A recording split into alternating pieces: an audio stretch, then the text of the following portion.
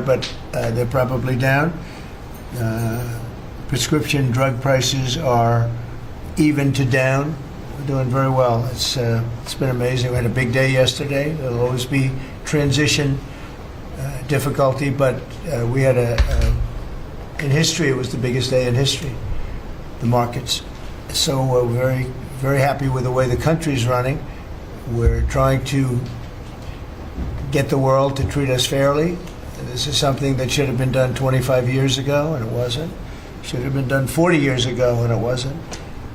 But no president was willing to take it on, but you had to. It's not sustainable. It wasn't sustainable. And as you know, without a lot of money being added, this is a lot of money that we could add, the country is making approximately $2 billion a day. And when you think of it, we've never done that before, never come close to it. And the number is probably $3.5 billion a day. And that makes us a very strong country. But we have Scott here and Howard and some of the people that are working on deals, and the biggest problem they have is they don't have enough time in the day. Everybody wants to come and make a deal, and we're working with a lot of different countries, and it's all going to work out very well. I think it's going to work out really very well, but we're in good shape. There's no inflation. There's very little inflation, and I went 4 years without inflation, and I took in hundreds of billions of dollars from China and others, taxes in China. But we took in hundreds of billions of dollars a year from China, and we had no inflation, essentially. So we think we're in very good shape. We think we're doing very well.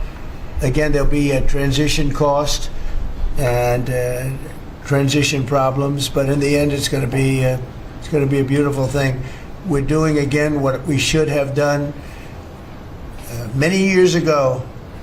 We let it get out of control, and we allowed some countries to get very big and very rich at our expense, and can't let that happen. It's not a sustainable formula. So I wanted to just thank everybody at the table, and maybe I'll go around and ask some of you a little short couple of answers. Pete just got back from Panama, and he's been all over the place, and you want to give us a little report on that and whatever else you might have to say. Everyone at this table is doing an incredible job, by the way, I have to say. Incredible. And the relationships it's like they're friends. They're really, the relationships are very strong, really good, really strong. And these meetings are very good. And I think, I don't believe there's any other president that allowed the press to come into a meeting such as this. These are very sacred meetings. These are very private meetings. But we have nothing to hide. And I think it's good. I think it's a good, we want to be, a word you like to use, Jeff, is transparent. So we want to be transparent, and we'll do that by starting with Pete. Go ahead, Pete. Yes, Mr. President, we just got back from Panama last night. We were at the Panama Canal with their Southcom commander ships, F-18s, troops, and signed a couple of historic deals. One which is with the Panama Canal Authority, a framework for U.S. vessels, first and free through the Panama Canal. Right. And then also a memorandum of understanding with their security minister for the presence of U.S. troops. Fort Sherman is an old U.S. base there, as well as a naval station and air station jointly with Panama to secure the Panama Canal from Chinese influence. That's something you said, we're taking back the canal. China's had too much influence. Obama and others let them creep in. We, along with Panama, are pushing them out, sir. And so we had a very successful trip. Their President Molino, sends his regards, very complimentary of the U.S. He's a great ally, and I think they want the Communist Chinese out. And with our troops there partnering with their forces, we've got a chance to push them all the way out, sir. We've moved a lot of troops to Panama and filled up some areas that we used to have, and we didn't have any longer, but we have them now. And I think it's in very good control, right? Yes, sir. Okay. Thank you, Pete. Very good. Howard? So, so we've have so many countries to talk to. It it's incredible. I think Scott and I'm not sure we could ever have enough time in the day to talk to all these countries because they want to talk and they want to talk now. And they have come with offers that they never, ever, ever would have come with, but for the moves that the president has made, demanding that people treat the United States with respect. We're getting the respect we deserve now, and I think you're going to see historic deals, one after the other. And then I'm very excited that within a week and a half, we're going to start with the gold card, and the Trump card is coming out, and we're very excited about that, and that's coming soon. So very excited. Good. Thank you very much. Good job. Linda? Well, on a couple of fronts, we have been addressing the issue of anti-Semitism on campuses.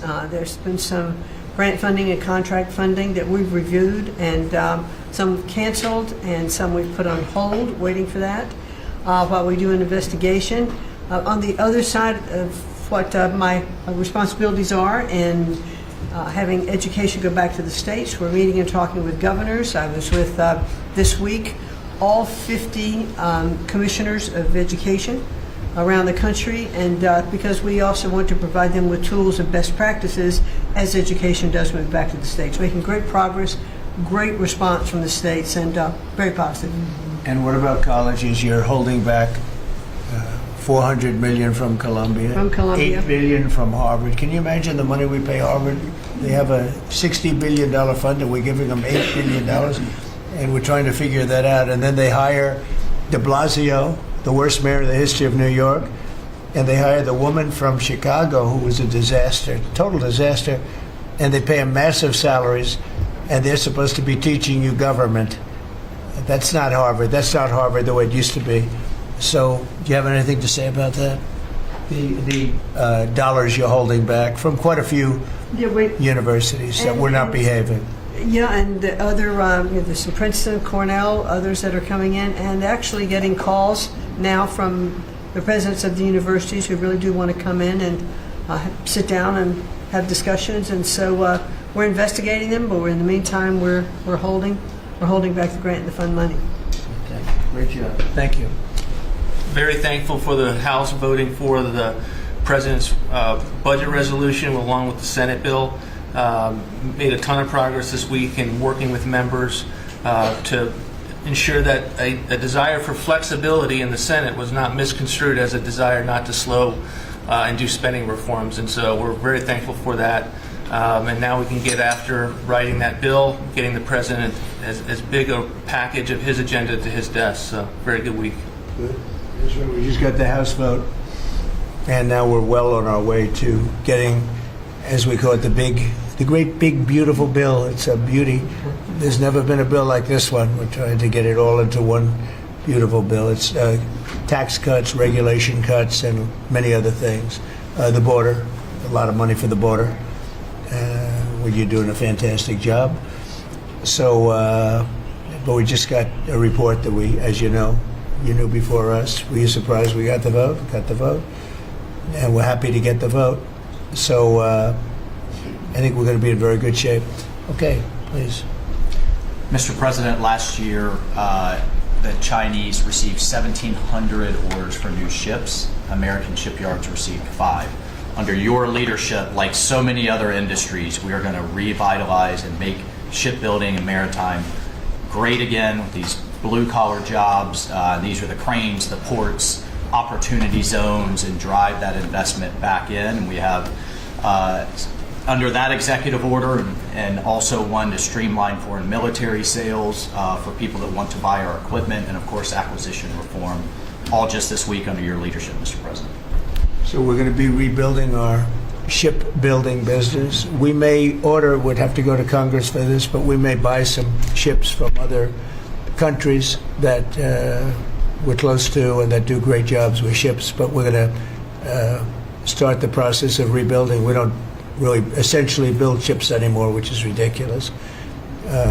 It's going to be a very big business for us in the not too distant future, but in the meantime, we have countries that do very well at building ships, and we'll be dealing with those countries, and we may be ordering top-of-the-line ships from those countries.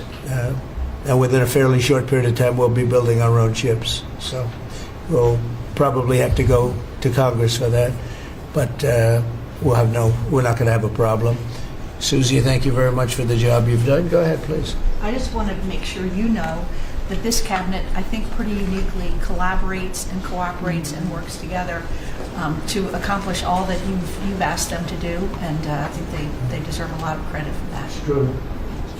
You're doing a great job. The chief of staff, doing a great job. Lee, go ahead. Mr. President, the Biden EPA was strangulating the economy. The Trump EPA understands it's not a binary choice. We can protect the environment and grow the economy. Working with Doge and Elon Musk, we've now canceled $22 billion worth of grants. And we have launched what is the largest deregulatory action in the history of the country. Just in one agency. That's how much of a mess the Biden EPA left us. It is going to end up reducing the cost of living. It's going to create jobs. It's going to make it easier to purchase a car. It will be easier to heat your home. We're proud of this effort. The effort that we have is fulfilling the mandate that you earned from the American public. Clean air, land, and water for all Americans, unleashing energy dominance, permitting reform, advancing cooperative federalism, making America the AI capital of the world, and bringing back American auto jobs. When you called me that day asking for me to take this position, I was honored. And you were very specific and clear in what you wanted us to accomplish. We understand our mission, and at the Trump EPA, we're going to make it proud. Great job. You're doing a great job. And you have a lot of applications for approvals for power plants, which are going to really power the regular plants, and they're going to be right next to each other because we can't rely on our grid. It's old and it's tired, and it's very subject to being attacked, whether by rain or by bombs or by anything else. And we're letting people build their own power plants, and these are a lot of them being built with the AI and beyond the AI chips, and we're letting them build their own power, and never been done before, and we're going to get it done quickly and approved quickly as part of a plant.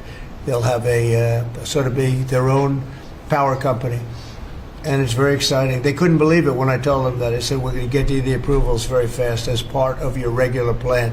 You're going to build electric producing plants, and it's very exciting.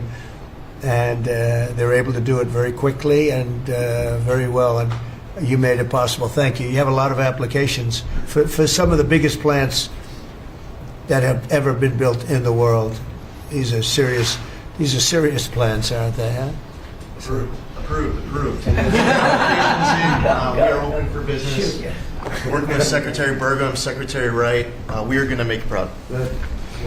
Sean? First off, Mr. President, it's Brooke's birthday today, so she's getting younger, so happy birthday to Brooke. Thank you. I want to thank you as well for the shipbuilding at EO. Again, to build ships, we also need mariners to sail those ships. I was just up at Kings Point for the Merchant Marine Academy a couple days ago, and we have some of the greatest young men and women who are learning how to be mechanical engineers, to rebuild and fix the engines on those ships, but also how to sail ships. I would tell you that over the past decades, this academy has become, it needs some love. It's been a little bit dilapidated. We have to invest in sailors, and I appreciate you taking the initiative. To be a global power, we have to build ships and have sailors to sail those ships. These are the very people that help Pete should we come into points of crisis to support the military. So thank you for that. Number two, the last administration announced 3,200 projects, big, beautiful roads and bridges. Most of them are good. But they announced them, they didn't sign a grant agreement. 3,200, so the money doesn't go out the door to build the infrastructure in the country. And it's fun to do an announcement. It's actually the harder work to put together these grant agreements. So we're doing the work right now at DOT to get these grant agreements done and build the projects. Most of them are good. And they also put in all of this green and social justice requirements on roads and bridges. We're pulling all that out and putting the money toward the infrastructure, not the social movement from the last administration. Good steel, right, as opposed to green paper mache. Okay, thanks. Great job. Sir, first, we are, I would say, more than friends. We've all become family, and I think that what you have assembled in your vision is a turning point and an inflection point in American history. And so just being a part of that is the greatest honor. So thank you for that. And again, just the relationships here and the honor and respect we have for each other is a reflection of you and your leadership. So I just wanted to say that first. The second thing I want to say is that on behalf of the farmers and ranchers, food security is national security. We have to be able to feed ourselves. And your idea of using tariffs along with deregulation and tax cuts, but your idea of using tariffs to ensure that we are putting forward and putting America first, no one understands that better than our farmers and our ranchers. But having said that, emerging from 4 years of Biden with a 30% increase in inputs for our farmers and ranchers, with an almost $50 billion trade deficit. When we left the first time, it was zero, meaning that they are hurting. So the period of uncertainty we're in, they know that your vision will move us into an age of prosperity for all Americans, but for my people, for the farmers and ranchers, unlike any they have seen before. And I think they are really, really excited and so grateful for your leadership. But also, you have never failed to say that you have the backs of our farmers and our ranchers. It was the first phone call that I had after I was voted with the Senate, and that message just resonates with almost an 85% support of you in the last election. They're with you. Interestingly, the biggest budget driver at the United States Department of Agriculture is not farming and ranching or agriculture, it's food stamps. And so as we emerge and embark, Secretary Kennedy and I, on your vision of making America healthy again, a massive part of that is realigning and reworking our food stamp program so that it better serves those who need it. And yeah, to the point of getting the transgender, DEI, Green New Deal out of the USDA and realigning is really important. So It's out of the military, right? Yes, sir. Is it 100% out, would you say? 99.9, sir. I'm going to get that last point. Get the rest of it out. But thank you, sir. We've got a much different military, I will tell you. Thanks very much. Good job. And eggs are down. Eggs are Big, down. right? Yes. Big. Yes, sir. Wholesale prices. Retail will come. Easter is the Super Bowl for eggs. So, there may be a little fluctuation, but no, we feel really good about it. Thank you. That's what I hear. Thank you. Thank you. Good. I'd echo what Howard said on the trade queue, that we've got over 75 countries that want to come in. So it'll be Treasury, Commerce, Jameson at USTR, and we're putting a process in place. And as you said, you're going to be part of the negotiations too, because I've had these countries call me up and Secretary Bessem, we're happy you're going to be negotiating. Well, President Trump's going to be involved too. Every detail. So bring your best deal on the budget. It's moving quickly in the House and the Senate, thanks to your leadership. We're also going to have debt ceiling in there, so we're going to get an increase in the debt ceiling. And that will be the done and dusted for Part of the bill that we just got to vote on today. So. part of the bill. It'll be done and dusted for 2 years. We won't have to worry about that. And then I gave a speech yesterday to 1,400 small and community bankers, and they were so happy to hear from your administration. And I told them Wall Street's done great for the past 4 years, 10 years, 20 years. It can continue doing great, but it's Main Street's turn now, and it's those small bankers through deregulation, through emphasis on Main Street, your Main Street agenda, bringing back jobs, that is going to power the smaller communities. And then finally, the bond auction went very well yesterday. We had a lot of foreigners show up as the support, showing that the U.S. is still the best place to invest. The inflation report, as you said, was quite good. And energy prices are down more than 20% since January 20th. Amazing. That's great. Very good. Good numbers. Great number. Thank you. Pam? President, we've had some great wins in the last few days. That you were overwhelmingly elected by the biggest majority the U.S. Americans want you to be president because of your agenda. And the courts are ruling that you have the authority to determine how the money of this country will be spent. That's what the American citizens wanted, and that's what they're getting. An example of that Friday was the Department of Education, that you can determine how the money will be spent. No more DEI. And that impacts every agency across the board. On the civil side, again, NLRB. We had a big win in the Supreme Court there. OPM, a big win there. But also 16,000 workers there. But also on the criminal side, the Alien Enemies Act. We are winning there. And you know, your directive to me was to keep America safe, and that's what we're doing. Whether it's the alien enemies, all of these gangs, and they are enemies of our country. They are terrorists, they are organized crime, they have come here, they are extremely organized, they are spread throughout our country, and they are creating terror. And no more under your directive. And that is stopped. Yesterday in South Florida, we charged 11 defendants with $500 million of pure cocaine coming into our country to kill our kids. They were caught. They will be prosecuted to the fullest extent of the law. These gang members are going back to where they came, or they're going to an El Salvador prison at your directive. And you know, you also gave us a directive to prosecute the people who are going after Tesla to the fullest extent of the law. Some of the greatest police work I've seen. We've made 4 arrests. There will be no negotiations at your directive. They're all looking at 20 years in prison, and within the next 24 hours, you're going to be seeing another huge arrest on a Tesla dealership, President. And that person will be looking at least 20 years in prison with no negotiations. That's great. That's great. That will stop it. Cold. Domestic terrorism. Thanks. Doing a great job, too. Thank you very much.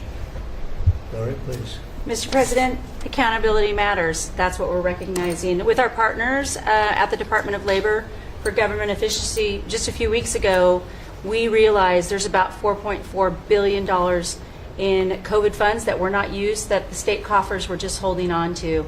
Out of that, we've returned $1.4 billion back to the state treasury, so essentially to the American people, and we'll go back and claw the rest of those billions of dollars back.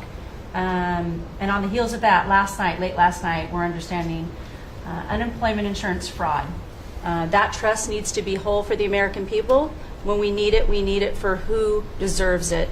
That's not what we're seeing. And the numbers that we saw last night, again, exposed by our partners at DOJ, at the Department of Labor.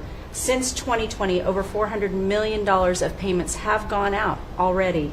And when you hear these numbers, apparently in the United States, we have over almost 25,000 people who are over 115 years old who are collecting $59 million that we have sent out to people. Talk about fraudulent behavior. Mr. President, 28,000 people between 1 and 5 years old have collected fraudulent payments at the tune of $254 million has gone out. And lastly, 10,000 people who have not been born yet, 15 years into the future, $69 million, and they haven't even been born yet. In one case, they will be born 129 years from now. The United States government sent them $41,000, and they're not born yet. So, under the Department of Labor, those are the things that we're uncovering. I couldn't be more honored to tell the American people that we're bringing back their dollars and we're saving them and returning them to the United States Treasury. Also, jobs numbers. Last Friday, 228,000 new jobs were reported. That is good for the American people. That is my primary job, is to grow that workforce under your leadership. So we've kicked off the America at Work tour, and we'll be visiting all 50 states, and I'll be working with my colleagues here to do just that. So thank you, Mr. President. We're going to grow this economy. We're going to keep our focus on the American worker. So you're finding tremendous fraud, though. Those numbers are really bad when you're Unheard of. over 115 years old. And I think you had mentioned the oldest person in our country is 114 years old. That's pretty good. A woman living in Pennsylvania, but apparently there's 24,000 more of them that are 115 or older. That we're I hope you hear that. too. So we have 24,000 older than the oldest person. Definitely did. That's terrible. And what are we doing about that? How do we get that money back? Yeah, so we're working with our IGs to do that further investigation. The House and Senate, we had a 5-year statute of limitations We've got an extension on that another 5 years. And so the goal, in my opinion, we should never have a statute of limitations to return the American dollars back to the Treasury when there's fraud. But at this point, we will continue to work hard and double down and return those dollars to the Treasury. Great. Thank you. Thank you. Great job. Christy? Well, Mr. President, thank you for your leadership at the border. For the second month in a row, you have broken the record in the history of the nation for the lowest number of encounters at the border, which is absolutely remarkable. You have said that America's laws matter and that they'll be enforced, and we're hard at work now to get people to go back home that are here illegally. So the Alien Registration Act has been in place long enough now that those individuals that are here illegally, if they haven't registered, then they can be charged criminally, and they can face fines up to $1,000 a day and face deportation if they don't go home, and they'll never get the chance to come back to America. So we're encouraging people to use the CBP Home app to register, and we're working on the resources and funding to buy them a plane ticket to send them home. I went to El Salvador, Colombia, and Mexico, and those countries and others are thinking about setting up programs to support these individuals when they get back to their countries. So when they get there, they'll have housing and food assistance, and so making sure that these folks have the opportunity to go home so that they can get the chance to come back to America is important. And So it's a very big self-deport operation that we're starting. thousands of people have already Yeah. self-deported.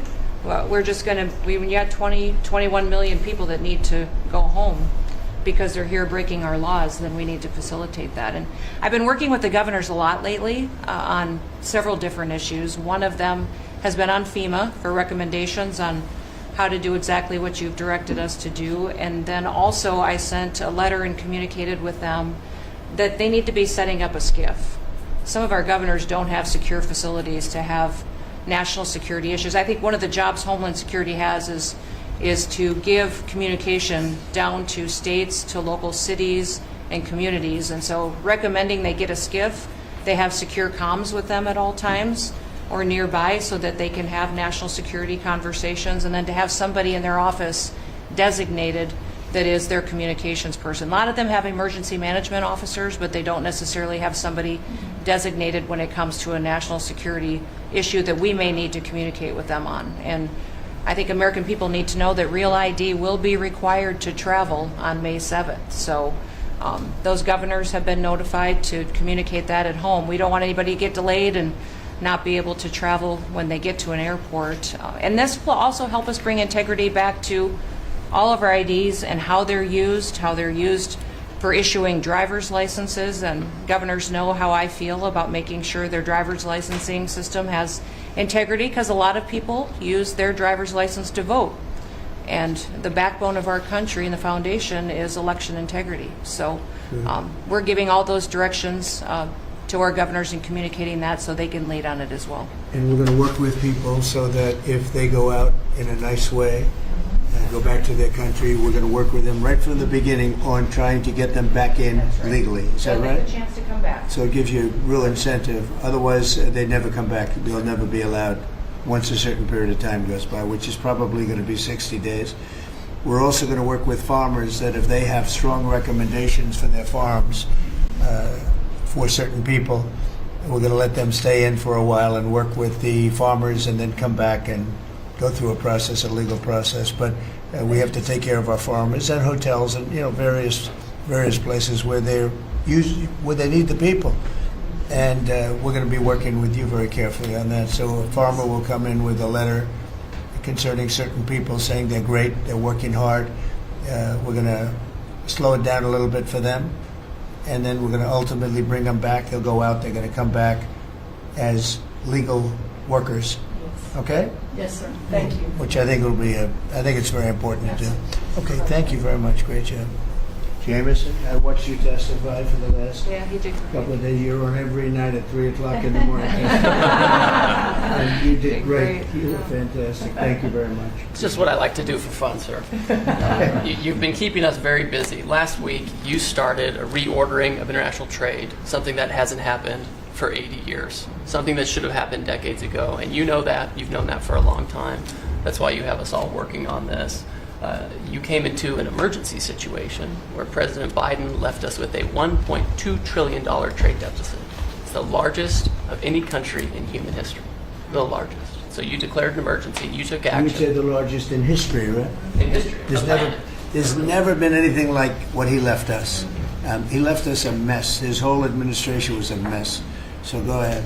So you declared an emergency, you imposed a trade action, so now you have a tariff on the world, it promotes U.S. manufacturing, it protects U.S. workers, and you've also given room for negotiation during this time so we can open export markets for our farmers and other producers and American workers. And this is why the unions vote for you, this is why the workers vote for you, this is why the families want you to be the president, because you're standing up for American workers and American communities. We've had countries come in over the past couple of weeks that represent more than half of global domestic GDP, more than half. That's who's coming in to talk to you and to your advisors about how to have reciprocal trade, how to have fair trade. Would have happened without you. Thank you very much. Great job. Lovely line. Well, thanks to your fantastic leadership, this amazing cabinet, and the very talented DOGE team, I'm excited to announce that we anticipate savings in FY26 from reduction of waste and fraud by $150 billion. And I mean, and some of it is just absurd, like people getting unemployment insurance who haven't been born yet. I mean, I think anyone can appreciate whether, I mean, come on, that's just crazy. You know, some of these things, if people ask me like, well, how are you going to find waste and fraud in the government? I'm like, well, actually just go in any direction. That's how you find it. It's very common. it's as the military would say, target-rich environment. So I think we're doing a lot of good and excellent collaboration with the cabinet to achieve these savings, and it will actually result in better services for the American people, and that we're going to be spending their tax dollars in a way that is sensible and fair and good. And your people are fantastic. In fact, hopefully they'll stay around for the long haul. We'd like to keep as many as we can. They're great, smart, sharp, right? Finding things that nobody would have thought of. Very computer savvy. Yes. We're working hard to get the Trump Gold Card operational, hopefully in the next week or so. That'll be great. That'll be very exciting. It's Really exciting. That's a pathway to citizenship Yeah. into the United States. It's a big deal. Yep, it's a big deal. Thank you very much. Great job you're doing. Thank you, sir. Thanks to your leadership and setting the mandate of transparency and accountability across the U.S. government. I'm bringing that transparency and accountability to the intelligence community, first and foremost, to make sure that you and your cabinet have that real-time, relevant, apolitical, objective intelligence to best inform, whether it's negotiations for peace, negotiations around tariffs, the great work that you are leading around the cabinet today. Secondly, working with Department of Homeland Security and the FBI to increase our information sharing to achieve your goal of countering the narcotic trafficking and our ability to go after cartels now designated as foreign terrorists. I met with the National Sheriff's Association this week, being able to work to make sure that the information that they are getting on the ground, that local law enforcement is getting on the ground, is being fed back up through to our National Counterterrorism Center, and that we have all of the federal agencies, state and local law enforcement, all on the same page as we are working to make our country safe again. And lastly, sir, as you know, declassification and rooting out weaponization and politicization of the intelligence community is a huge priority. You know more than anyone else the very dangerous and negative consequences of that. I've got a long list of things that we're investigating. We have the best of the best going after this. Election integrity being one of them. We have evidence of how these electronic voting systems have been vulnerable to hackers for a very long time and vulnerable to exploitation to manipulate the results of the votes being cast, which further drives forward your mandate to bring about paper ballots across the country so that voters can have faith in the integrity of our elections. And lastly, we've been scanning. I've had over 100 people working around the clock to scan the paper around RFK, Senator Robert F. Kennedy's assassination, as well as Martin Luther King Jr.'s assassination, These have been sitting in boxes in storage for decades. They have never been scanned or seen before. We'll have those ready to release here within the next few days. That's great. Bobby, how do you feel about that? That's hitting, I'm very that's gratified hitting close, that's hitting close to home, isn't it? no When you think, Yeah. I'm thinking about Bobby when that statement's made. I'm very grateful to you, Mr. President. And you'll let Bobby see some of this because, it's very personal stuff. But it's time. I've asked him, and his response is, put it out. The world needs to know the truth. And his uncle that's been out and anything that hasn't been out, they can go to your offices and see, right? Everything that we have within our possession, it's either online or it's physically at the National Archives and Records Agency. We also have hunters going out, Mr. President, and looking in the storage lockers at FBI and CIA and other agencies, specifically to find if there is anything else that has not been reported. We're actively going out and trying to search out the truth. Okay. Yeah, we want to get it all out. Yes. 100%. Good. Thank you very much. Good job, guys. Mr. President, on behalf of America's manufacturers, I want to thank you for standing up to the Chinese Communist Party and fighting for our main streets, for our workers, and for those that make things in America. I'm out on a Made in America manufacturing tour, and as I go across the country, people are grateful to have a president who's not just fighting on the tariffs fronts, but to get inflation down, to create jobs. After Biden destroyed 110,000 manufacturing jobs in just his last year, you've already brought back thousands and thousands of manufacturing jobs. So the American worker is grateful. Main Street is grateful for you. And at the agency level, we're making sure that manufacturers have access to the capital they need, but we can't do that if we're not fighting fraud. So we've modified our loan applications to have citizenship verification, to make sure we have birth dates, common sense principles around lending that the Biden administration had waived. They waived $450 million of fees in 1 year. We're restoring that for the American taxpayer. And the American taxpayer, as tax day approaches, April 15th, they need to know that this cabinet, this administration, and thank you Elon Musk and Doge for fighting for the American taxpayer to make sure that their hard-earned dollars are well spent, that they have a return on investment for this country, and that we're fighting for them just as you are every single day. So thank you, Mr. President. Thank you very much. Mr. President, we are working at HHS to advance your agenda to make America healthy again. I'm working with Lee Zeldin to reassess the fluoride rules based upon the August release by the National Toxicity Program of new science that shows a direct inverse correlation between exposure to fluoride and IQ loss, particularly in children.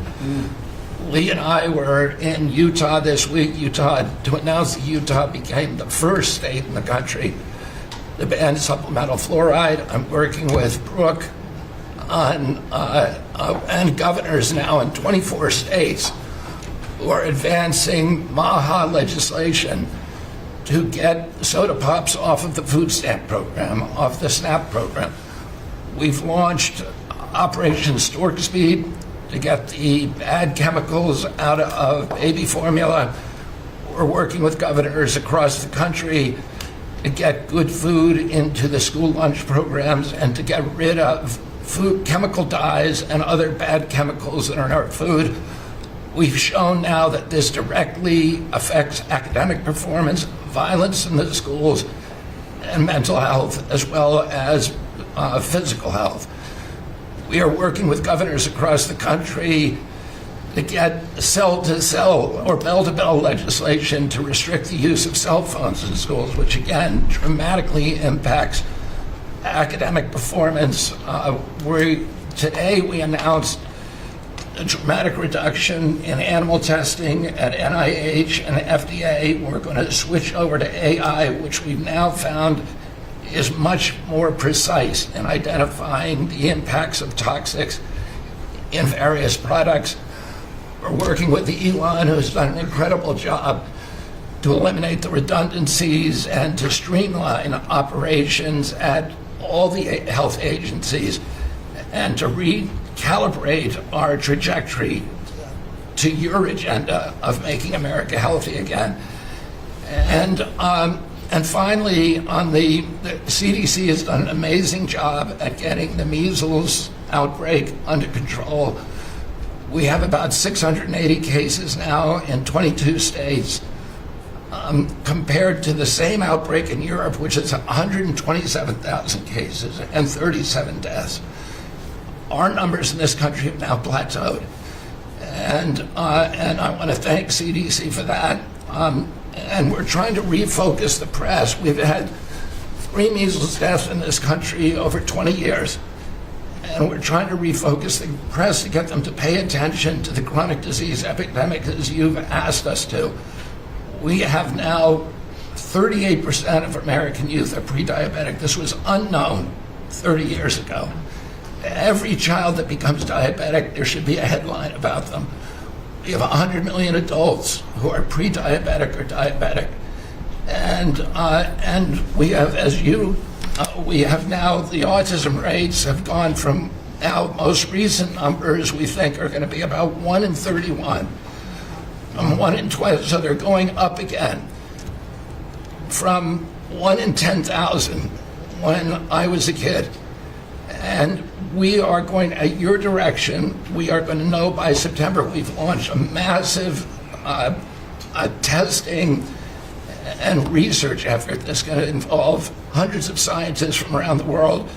By September, we will know what has caused the autism epidemic, and we'll be able to eliminate those exposures. So big. Think of that. So it was 1 in 10,000 children had autism, and now it's 1 in 31. Not 31,000, 31. That's a horrible statistic, isn't it? And there's got to be something artificial out there that's doing this. So you think you're going to have a pretty good idea, huh? We will know by September. There will be no bigger news conference than that. So that's it. If you can come up with that answer where you stop taking something, you stop eating something, or maybe it's a shot, but something's causing it. It can't be from 10,000 to. Can you imagine that, Marco? That's a big number. Thank you very much. You're doing great. Thank you, Bobby. Please. Well, Mr. President, one of your primary administration goals is to make sure that we unleash American energy, and of course the strategy behind that is when we do that, it helps make it more affordable for all Americans. Energy isn't just industry, it is the foundation of every other industry, whether it's food, manufacturing, clothing, transportation. And then also when we've got the ability to generate and not just be energy independent but energy dominant, then we have the opportunity to sell energy to our friends and allies versus them buy it from our adversaries. And our adversaries were funding terrorism and conflicts against our allies by their oil and gas sales that were going through a Swiss cheese set of sanctions. So with your creation of the National Energy Dominance Council, over half the people at this table serve on that. Everyone has been engaged, whether it's interactions with negotiations with other countries, with putting sanctions in place that actually work, with cutting deregulation, working on biofuels, building infrastructure for transportation. There's a whole range of things that are being tackled. But when the outcome of all that is that the Biden administration was restricting supply, you're increasing supply. When you increase supply, then prices start to come down. And we have a huge opportunity to do this. Just in interior alone, there's 500 million acres of surface, 700 million acres of subsurface, and 2.5 billion acres of offshore. And the Biden administration was trying to restrict this so that you couldn't get a timber lease, you couldn't cut a tree, you couldn't graze a cow, you couldn't develop oil and gas minerals, and you couldn't develop the critical minerals we need for our technology, for our defense industries, and to be able to help us win the AI arms race against China. So we're opening up this, and with your executive orders and your work, we've on Tuesday, historic day, you ended the war on beautiful clean coal, which has been going on since Obama took office. China gets 60% of their electricity from coal. They're opening up a They've opened up 94 gigawatts of coal in the last year as part of this AA arms race. 94 gigawatts, that's enough for 94 Denvers to be able to, 1 gigawatt per metro area like that. It's unheard of. So we have an opportunity under your leadership to come back. The Gulf of America had its first offshore lease sale, which is scheduled for later this year, but that was, the industry loved that because we're now, the Gulf of America is now open for business again. And there's as much as 7 billion barrels of oil accessible now. They've increased the upside of what they think that is. On the coal front, the estimate is the financial value of the coal in America is $8 trillion. That was an asset on the balance sheet that we've now being put back on again. And of course in Alaska, with your separate executive orders to unleash Alaska energy between ANWR, the North Slope, the Strategic Petroleum Reserve Alaska, all of those we've reversed Biden decision. Those are all open for business again. And all of this is leading to the investment coming to America. The smart money is coming to the U.S. That's why we've got trillions of dollars of investment that are showing up at the door, because they know if they're going to do manufacturing here, there's going to be energy to power their plants. And so again, thank you for your leadership and thank you for everything you're doing. Very good. Thank you. Marco? Well, Mr. President, one of the most important things I believe you'll achieve in your presidency is reordering the world in a proper way. For 31 years, more than 31 years now, multiple administrations have allowed the Chinese to deindustrialize this country, to take away jobs and factories and the pillars of our national strength. And what you're doing now, I think, is a great service to our country, but ultimately to the world. And I want to congratulate you and your team that's working on that, because it has extraordinary geopolitical implications, as you see from all these other countries that are now coming here and wanting to join something that actually makes it's crazy to allow these. I mean, basically, we lived in a world where Chinese companies can do whatever they want in America, but our companies cannot do anything over there unless they allow it, and even then they steal our stuff and reverse engineer it. So just reordering all of that has dramatic implications on peace and security of the world. So we thank you. An important meeting, thanks to you, is going to happen on Saturday for the first time in a long time. There'll be direct talks between Ambassador Witkoff and a top-level leader in Iran. We hope that'll lead to peace. You've been very clear what Iran is never going to have is a nuclear weapon. And I think that's what led to this meeting, and we'll wait for him to come back from it, and we're hopeful about that. I would also say that we are receiving, and I think the Department of Homeland Security can confirm this, historic cooperation from countries all over the world. Number one, in taking back their citizens. Every country in the world has to take back people that are illegally in another country. And we have countries that refuse to do it, or will kind of ignore our calls. All of them are doing it. The ones that are not are paying a price. And we've also found cooperation in other countries that are willing to take some of these people, some very dangerous criminals.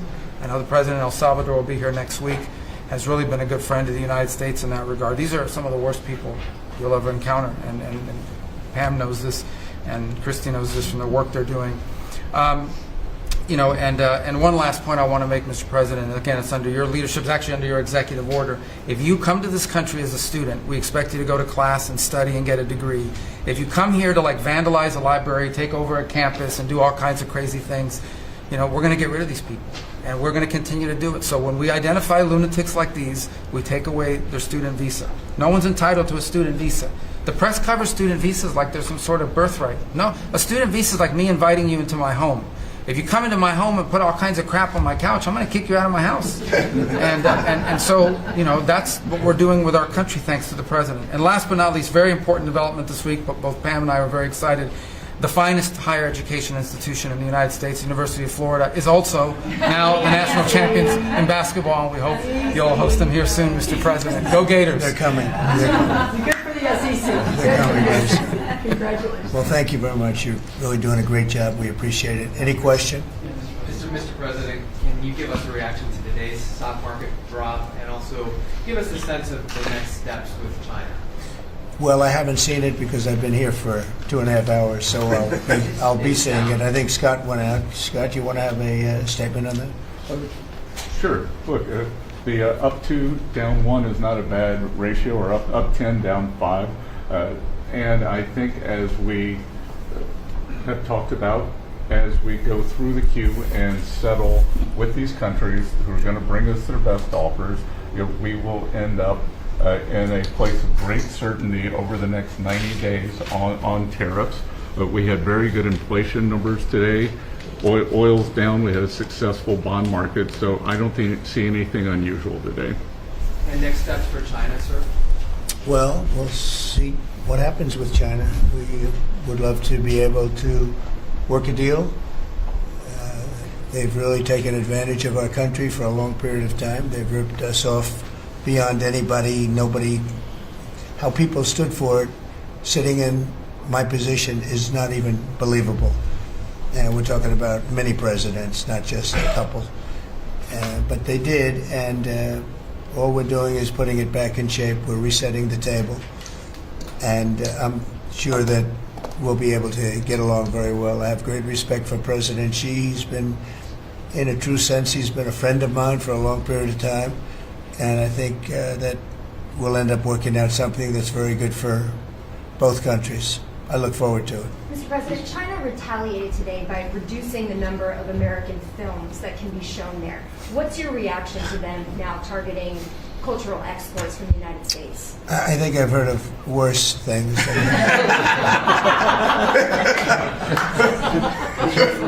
Yes, please. Also on China, the Ukrainians say they have evidence that Chinese soldiers have been found fighting for the Russians in Ukraine. Can the U.S. verify this? And if so, what does the U.S. plan on doing to China to counteract that? We'll look into it, but I think beyond that, we're really looking to get that war stopped. They're losing 2,500 and even more than that young people a week. They're Russian and they're Ukrainian. They're not American, but they're people. And we're seeing if we can get it stopped. And I think we're making progress. I appreciate the ballerina who was released. That was at the request of a very good friend of all of ours, actually. Dana White called me and he said it's the friend or the relationship of one of the fighters for UFC or one of the fighters. And Dana's an incredible guy, and we spoke to President Putin about it, and they made a deal. They released the young ballerina, and she is now out, and that was good, so we appreciate that. We hope that we're going to be able to make a deal relatively soon with Russia and Ukraine to stop the fighting. It's so senseless. It's such a horrible thing. It would have never happened if I were president, but it did happen, and we were given that card. And I think we're going to get it. I think we're going to get it stopped. Got to get going. We got to get it. We have to move it faster. Likewise with the hostages, we're making progress. There's 59 hostages, but only 24 of them are living, and that's the way it's been presented to me by the mothers of some of the dead, mothers and fathers of some of the dead hostages, and they want the bodies of their baby, as they say, their baby, their young boys. They want them back as much as if they were alive. It's amazing, because when I met the hostages 2 weeks ago here, I couldn't believe what they had to go through, by the way. But when I met them, they said, yeah, there's 59, but 24 are living. And they actually consider, I guess if you're a parent, you do consider it this way, that the remainder who are dead, the 24 that are alive, the remainder that are dead, they want them back just as much as they would want them back if they were alive. It's really pretty amazing and pretty sad. So we're getting close to getting them back. We have a lot came back. A lot of people are very grateful. Some came back in pretty bad shape. Some came back, they're okay. I think they're going to be scarred mentally for a long time, because if you sit down and talk to them, as I have, what they went through is incredible. But we're making progress. We're dealing with Israel. We're dealing with Hamas, and it's a nasty grip. Mr. President, how close are you to the first country coming to actually make a deal with the United States over tariffs? Is it days, months? Well, I think it's very close, but we have to have a deal that we like. We don't want a deal that's going to be a bad deal, or I could make every deal in one day if I wanted to. I could do this all in one day. I could just say, here's what we'll do. And I was saying to the people before, to Scott, mostly to Scott and Howard, and some of the other people that work with us on the negotiations. We have a lot of law firms that have paid me a lot of money in the form of legal fees. We're going to probably use those firms to, if we can, I think we can. I'll make a contribution to the country, but they're great firms. They're the best firms, the biggest, and really the most prestigious. And we may be using them to help you guys out because you're going to need a lot of lawyers. And I'm not sure Pam's going to be happy if I say, can you send over about 200 lawyers that work on trade? She's working on criminal stuff, and I think that's going to be her focus more than anything else. So we'll find out if we can do that. But we have a lot of lawyers that you've been reading about where they paid $100 million a firm on average. Now we have the final 4 or 5 are at $125 million. So I have a lot of legal fees I could give to you people, and we might as well use them. Hopefully I won't need that many legal fees or that much. I may. Who knows? After it ends, after we leave, maybe I'll need it. But if I do, it's not going to be very pleasant. So I think we're going to try to use these very prestigious firms to help us out with the trade because we have a lot of countries. But we want to make deals that are proper for the United States, not just we can make deals easily. We want to make them proper. Mr. President, if you aren't able to reach the deals that you want to see at the end of the 90 days, will you put those higher tariffs in place or will you extend Well, that's pause? what would happen. I mean, if we can't make the deal that we want to make or we have to make or that's good for both parties, it's got to be good for both parties. You wouldn't. And then we go back to where we were. Go back to the numbers that you announced last week. I think so. You wouldn't extend the pause? Yeah. We'll have to see what happens at that time.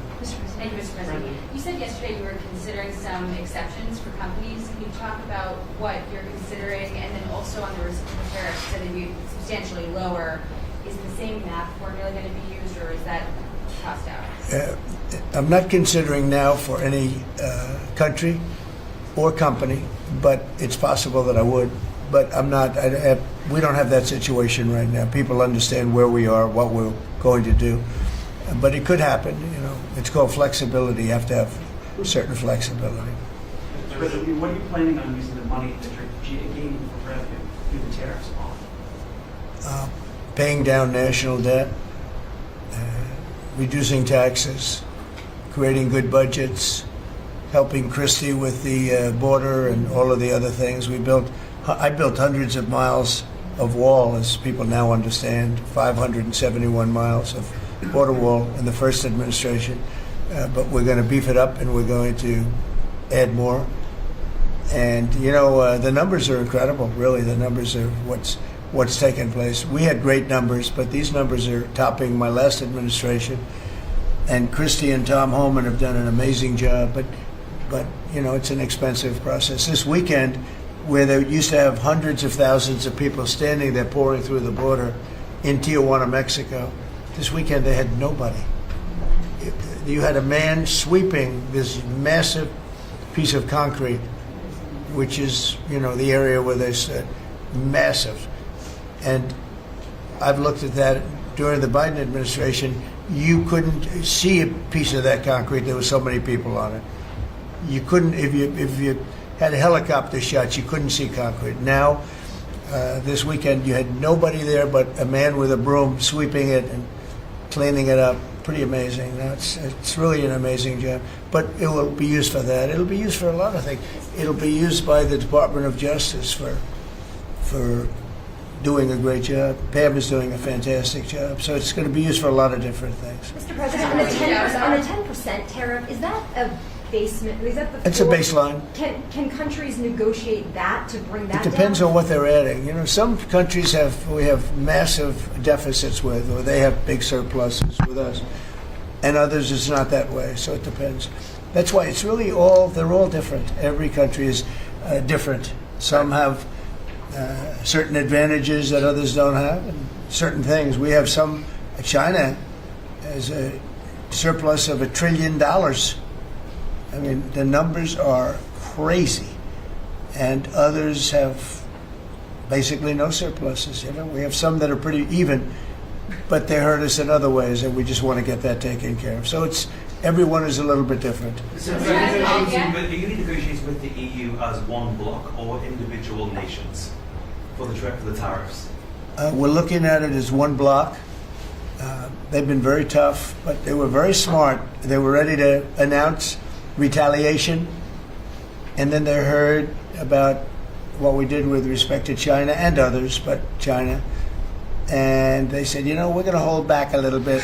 They decided to hold back. I thought they were very smart. Look, the EU is very smart, but they really have taken advantage of the United States. They were formed for the purpose of taking advantage of the United States. And I don't blame them, and I don't blame China. I don't blame anybody. I blame the people that were sitting at that desk in that other beautiful Oval Office for allowing it to happen. Many presidents I blame. They should have never allowed it to happen. And I'm doing something that a lot of them wouldn't want to do. But I'm here, I do those things, and we're going to make this country great again. We were taken advantage of by almost everybody. I sat back in the last administration. I would actually read them. I don't have to read them now. I know them so well. I would read some of these documents that were signed, deals, and I said, who would do a deal like this? Who would do it? You've seen it, Elon. Yeah. I'd look at deals where it's so one-sided. Even we have a deal with Japan, and we get along great with Japan, and we had the Prime Minister here. He was fantastic. As you know, Abe was great. Shinzo was great. He was a good friend of mine, unfortunately no longer with us. But we defend them, but they don't have to defend us. I said, that doesn't sound too good. But we have a deal where, a defense deal. We pay hundreds of billions of dollars to defend them. But if for any reason, in other words, we pay all the money. They don't pay anything. But if we're ever attacked, they don't have to do a thing to protect us. I said, well, that sounds like a wonderful deal. So that's just one out of thousands. And I just wonder who did this. And it's people that either hate our country or didn't care, an expression that you use. I think it's really a lot of them didn't care. It's just hard to believe how bad they are. Now that's a little bit of a defensive deal, but I'm talking about trade deals, the same thing. They're so bad, you would say, how come? And even when I'd renegotiate, like I'd go to a country, they'd give me everything I asked for. I said, why didn't somebody ask for it like originally? They give me everything. I think when they were negotiating, they didn't care, or they didn't ask, or they were shy, or they were very stupid, or they hate our country. Yeah, go ahead, Jeff. You were speaking about Japan. Can you clarify what your vision is for U.S. Steel? You referenced it yesterday. Yeah. There's some questions about what you actually want to see happen with Look, that. U.S. Steel is going to do very well now because of tariffs, and I don't know why they even need a deal. But the only thing is U.S. Steel, if you go back 80 or 90 years, that was a behemoth in this. That was our biggest, most... if we were around, we would have been very proud of it. Today we have different types of companies that are big. Google, it's not the same as U.S. Steel. And I love Google, and I got to like the people that run it. They're very capable people. They didn't like me so much in the first administration, but they like me a lot now. I don't know what happened, but I like them. But, I think they would be the first to admit, when I envisioned, you look at some of those steel factories from 90 years ago, it was a different kind of a country, but they were miles long. Today you see just empty hulks. Those hulks are going to be filled up very soon because of what I'm doing with tariffs. It was a different kind of a thing. But if I didn't do that in the my first term, if I didn't put tariffs on, we would have, because China and others were dumping steel, billions of dollars of steel. Our steel companies were all closing, every fact. We wouldn't have one steel plant open, and now we have a steel industry that's doing very well, but soon it's going to be thriving, really thriving, and those factories are going to be filled up, but more importantly, they're going to build brand new ones.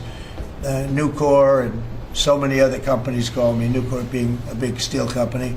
They're building massive new steel plants, and it's great. And likewise, car companies. We have many, many car companies.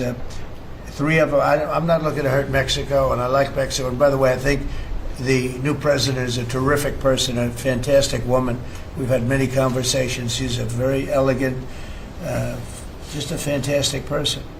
And she's been very nice, very, very nice. But I'm not looking to hurt them, but we have 3 car plants that were under construction in Mexico. They stopped constructing, and now they're going to build in the United States because of tariffs. See, we should have never let this happen because whoever it was that was president at the time, we lost 90,000 plants and factories since NAFTA.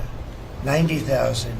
It's not believable. How about that, Laura? You know, you're in that sort of world of factories and Build back plants. manufacturing, construction jobs, bringing those workers back home. That's right, we're going to bring them all back.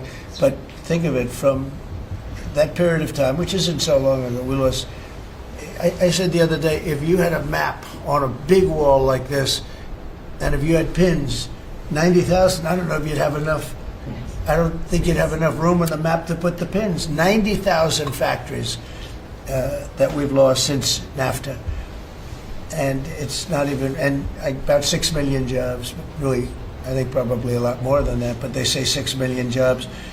We're going to bring many of that back. I think we're going to bring more than all of it back. We're going to be better and stronger than ever before. But if a president, when they were leaving, said, look, you can leave, but if you're going to build a factory someplace else, and you think you're going to come and sell your steel or your car or any product that you make, your pharmaceuticals, which we're going to do, we're going to get them all back.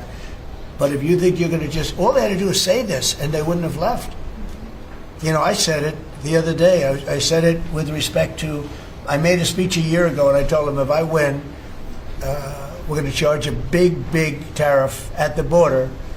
And people were thinking about building in Mexico a car plant. And I said, we're going to have a big tariff. So if you want to build a car, you're going to have to pay 25% more than the cost of that car. You're going to have to pay 25% tariff at the border. They would have never left. They could have kept everybody. If a president said, if you leave this country, you leave Michigan, you leave Detroit, you leave anybody, any of our states, because to me they're all the same. I love them all. I love them all, and I probably won them all, but they say I won most of them, but I think I won them all, but that's okay.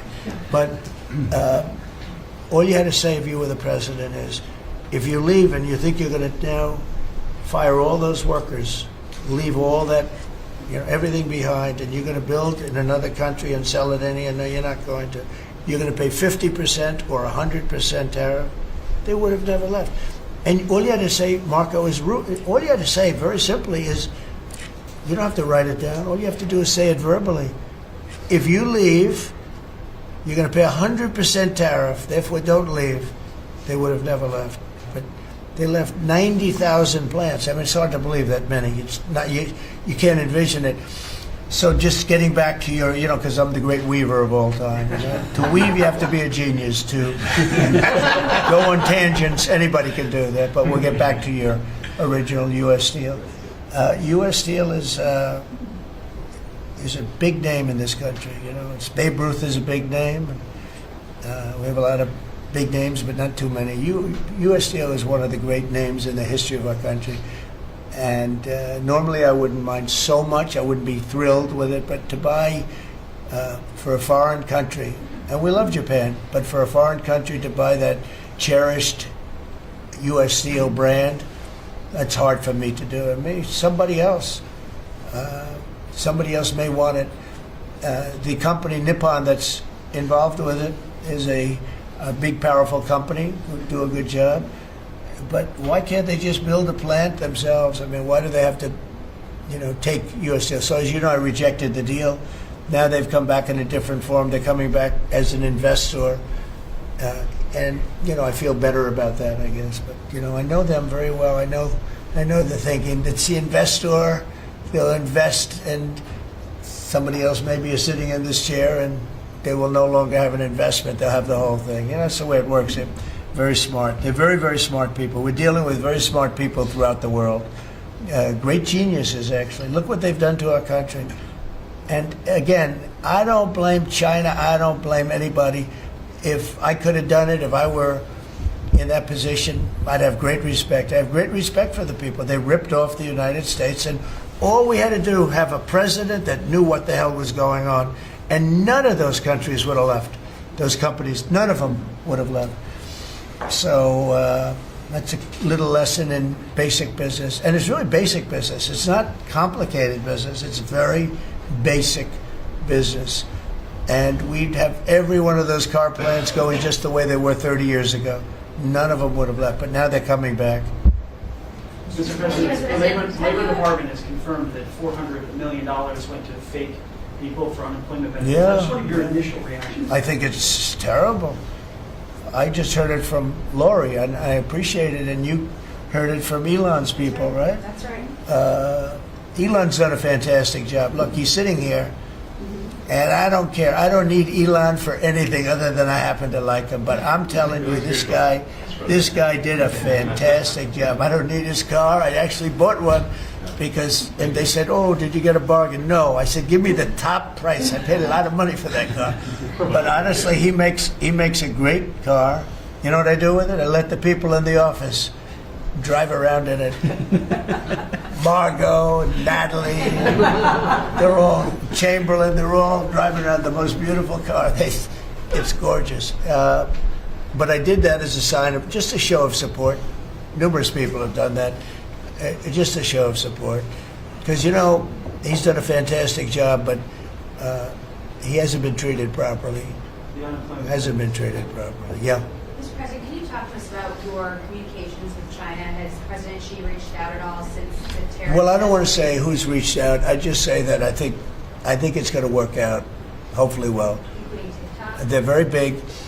It's hard to get over, if you're me, what they've done to our country. They've destroyed our economic base to a large extent. The good news is we're very vibrant, and we're going to get it back fast. We already have. Look, we're making $2 billion a day now, and during Biden, we were losing $3 billion a day. Biden was a disaster. He was the worst president in the history of our country.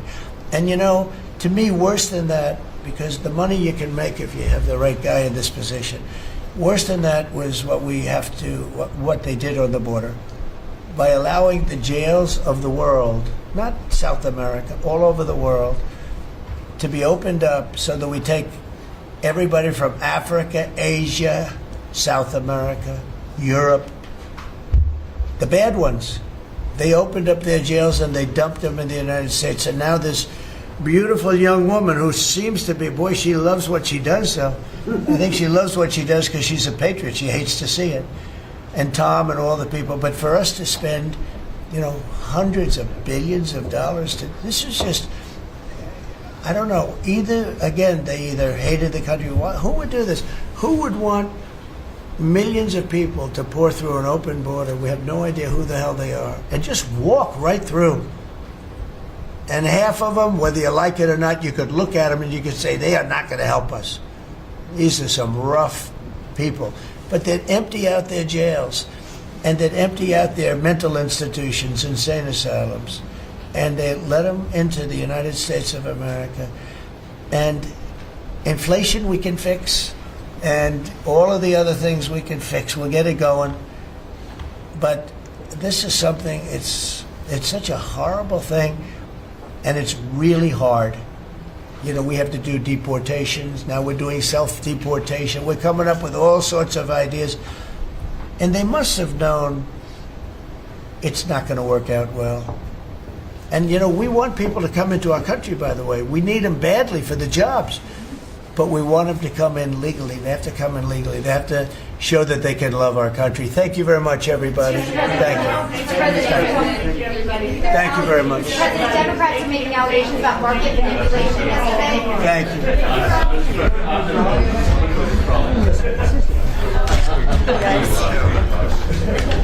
guys.